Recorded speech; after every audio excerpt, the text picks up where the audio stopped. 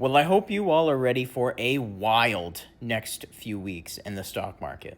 I am going to go over some of the major economic events for late June and early and mid July. If you want, you can save this video for later.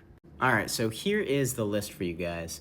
Obviously, all of these have the potential to have some pretty significant market impact, although there are a few that I will be watching more closely than others. The first one is definitely going to be the FOMC rate decision on June 18th. So the reason that I will be watching the FOMC decision so closely is because in the rare chance that they do decide to cut rates, what happens is when they decide to cut rates, it makes money much easier to borrow for individuals like you and I and businesses, which is going to drive corporate profits. So basically, if we have a rate cut, I think the market could totally boom following that. Although it is expected right now that the decision is going to be a rate hold. The next event that I'll be looking at very closely will be the June 28th US-China trade talks, just because we all know that any time tariffs have been talked about, it has driven the market sentiment down so poorly.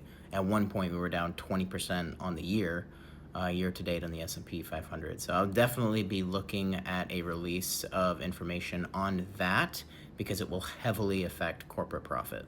The next major event that I will be watching will probably be the July 10th CPI inflation report.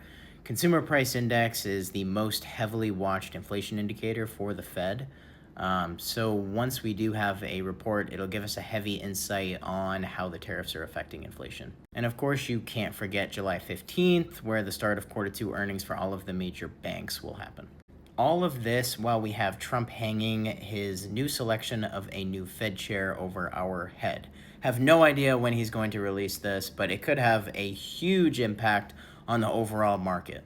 Yeah, so it might be a good idea to trade lightly the next few weeks because you have no idea when he is going to drop this.